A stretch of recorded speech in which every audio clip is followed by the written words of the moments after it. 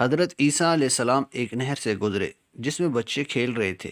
ان کے ساتھ ایک اندھا بچہ بھی تھا جس کو کچھ دکھائی نہ دیتا تھا۔ دوسرے بچے اس کو پانی میں غوطے دیتے اور ادھر ادھر بھاگ جاتے، اور وہ ان کو تلاش کرتا لیکن کامیاب نہ ہو سکتا تھا۔ حضرت عیسیٰ علیہ السلام اس کے معاملے میں سوچ میں پڑ گئے اور اللہ تعالیٰ سے دعا کی۔ اللہ تعالیٰ نے اس بچے کو بینائی واپس کر دی۔ جب اس نے آنکھیں کھولی تو وہ باقی بچوں کو دیکھنے لگا۔ بچوں کو دیکھتے ہی ایک پر جمپ لگایا اور لپٹ گیا اور اس کو غوطے دے دے کر قتل کر ڈالا۔ پھر دوسرے کو پکڑا اور اس کے ساتھ بھی چمٹ گیا، اس کو بھی اسی طرح سے مار دیا، اور باقی بچے خوفزدہ ہو کر بھاگ گئے۔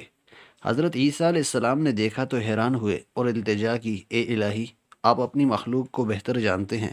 پھر انہوں نے اپنے پروردگار سے درخواست کی کہ اس کو ویسا ہی کر دے جیسے پہلے تھا، تاکہ اور بچے اس کے فتنہ سے محفوظ رہ سکیں۔ تو اللہ تعالیٰ نے حضرت عیسیٰ علیہ السلام کی طرف وہی فرمائی کہ میں نے آپ کو بتلایا تھا اور آپ نے میرے علم اور تدبیر کا سامنا کیا ہے۔ تو حضرت عیسیٰ علیہ السلام سجدے میں گر گئے۔ بس جان لے، اس عالم میں جو بھی کام ہوتا ہے اللہ تعالیٰ کا اس میں حکم اور تدبیر اور حکمت ہوتی ہے۔